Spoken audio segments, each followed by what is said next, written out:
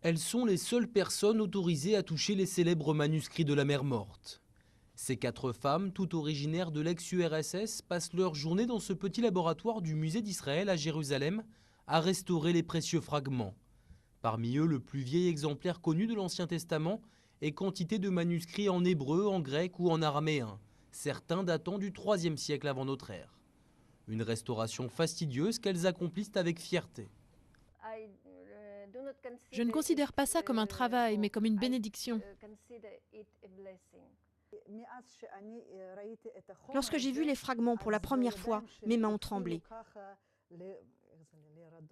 Leur pire ennemi, c'est le scotch. Lors de la découverte des manuscrits, le scotch venait d'être inventé et semblait une solution parfaite pour coller les fragments éparpillés.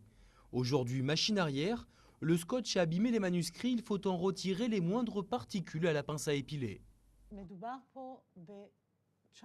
Nous avons là des dizaines de milliers de fragments appartenant à 900 manuscrits. Cela fait 1267 planches de verre. C'est une énorme quantité de matériaux. Ça fait 18 ans que nous travaillons dessus, nous n'en sommes qu'à la moitié. Il nous faudra encore au moins 18 ans pour tout terminer. Après traitement, les manuscrits sont exposés aux visiteurs pour une courte durée.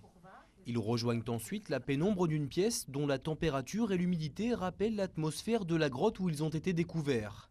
C'est un berger jordanien qui a découvert les rouleaux il y a près de 60 ans. En 1967, Israël s'empare des manuscrits conservés dans un musée de Jérusalem-Est. Depuis, la Jordanie veut les récupérer. L'État hébreu refuse, arguant que ce trésor fait partie de l'héritage juif.